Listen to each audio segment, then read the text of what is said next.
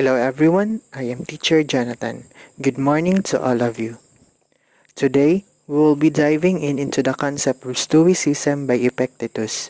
But before that, may I request everyone to give their 100% attention to the discussion. To do this, please comment a heart emoji in the comment section to signify that you are ready.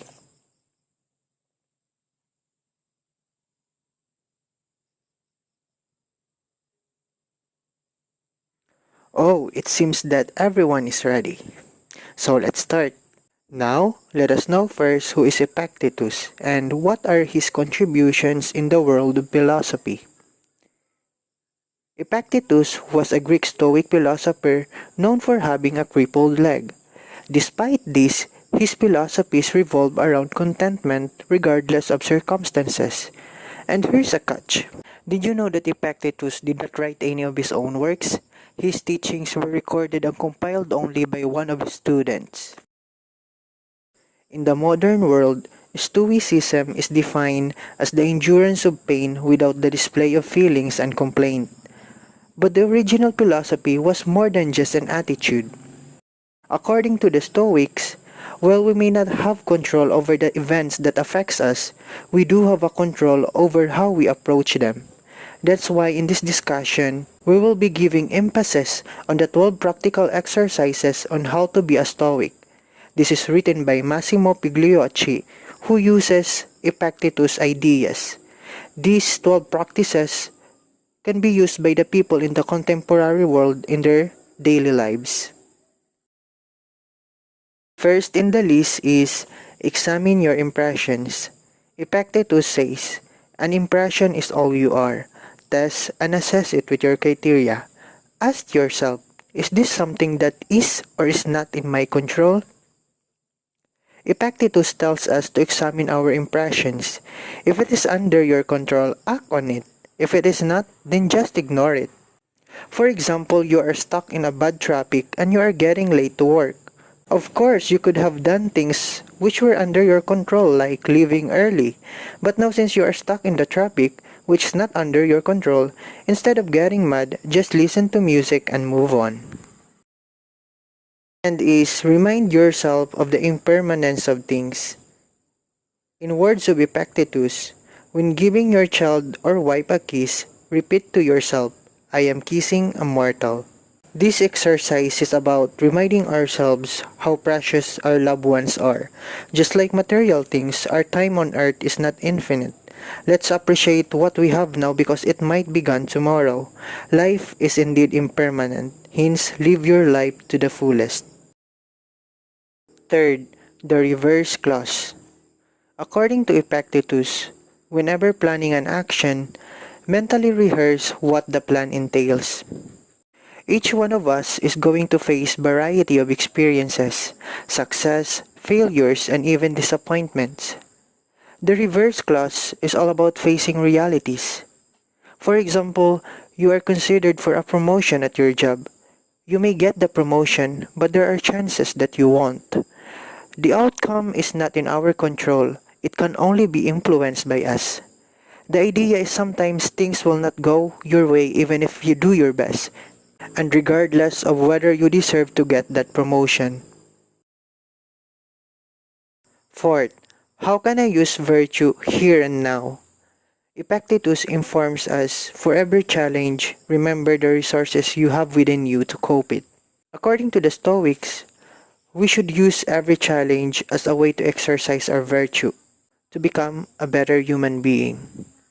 Going back to the previous example, it is very natural for you to feel upset for not getting the promotion, but it can compromise your identity or integrity. Let go of the negative feelings and take this situation as a lesson.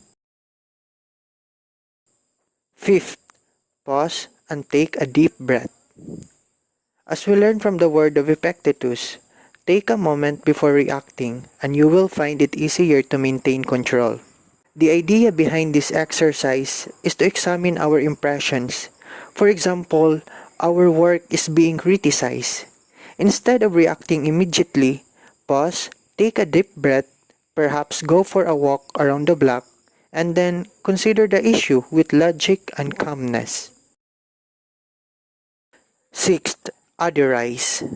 According to Epictetus, when somebody's wife or child dies, we all routinely say, well, that's part of life. But if one of our own family is involved, then right away it's poor, poor me. Epictetus reminds us here that it is easy for us to become when sad things happen to others than to ourselves. For example, when your friend loses his phone, you will tell him that he can buy a new one. But when you break your phone, you will lose your calm. When your friend's wife dies, you will console him by telling him that death is a part of life. But when you lose someone of your own, you will lose your equanimity. This exercise is about understanding and empathy. 7th, speak little and well. Epictetus says, say only what is necessary and be brief about it. Epictetus advises to stay away from gossiping and judgments. You need to change your topic into short but positive conversation, topics that are based on something you've read or watched that might lead to a mutually beneficial conversation with your friends or colleagues.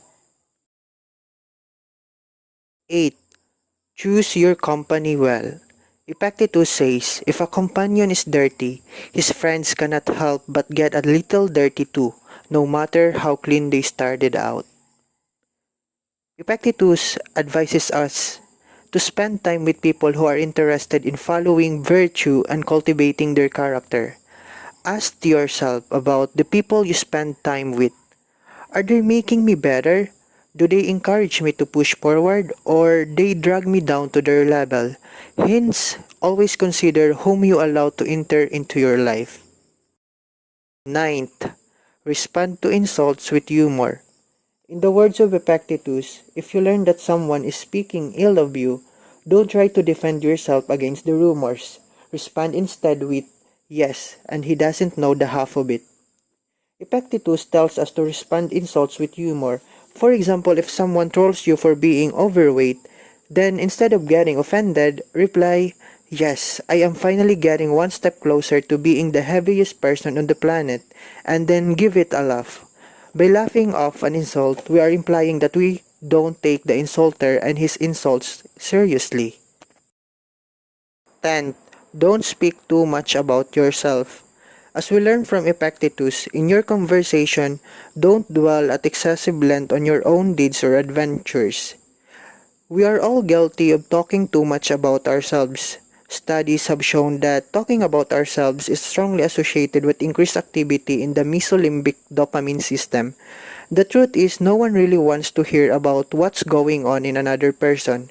We need to refrain from talking too much about ourselves. 11th, speak without judging. Epictetus mentioned that someone drinks a lot of wine, don't say he drinks badly, but a lot. Until you know their reasons, how do you know that their actions are vicious? One of the things one must work on is viewing the world objectively. If you see someone you might be judged as overweight, think instead of their exact weight, which is a fact, rather than the judgment that there is too much of it. Better yet, see them as a whole person with all their objective characteristics rather than the one you would single out. The judgment adds nothing but unhelpful emotion. The last one is reflect on your day. Epictetus questioned, how have I erred? What done or left undone? Review your acts. Stoicism isn't just about thinking. It is also about reviewing one's action. Reflect on what happened during your day. For example, you spoke ill about your friend or you were helpful to a colleague. For each of these types of occurrences, write few lines in your diary and grade your own ethical performance that day. Ask yourself, what did I do well today? What did I do badly? And how can I improve? So you know now how you can improve tomorrow. Again, these are the 12 practical exercises on how to be a Stoic in relation to Epictetus' words. 1. Examine your impressions. 2nd, remind yourself of the impermanence of things. 3rd, the reverse clause. 4th, How can I use virtue here and now? Fifth, pause and take a deep breath. 6. Otherize. 7. Speak little and well. 8. Choose your company well. Ninth, respond to insults with humor. 10th, don't speak too much about yourself. 11th, speak without judging. And last but not the least, reflect on your day. I hope all of you understand the topic. God bless and thank you for listening.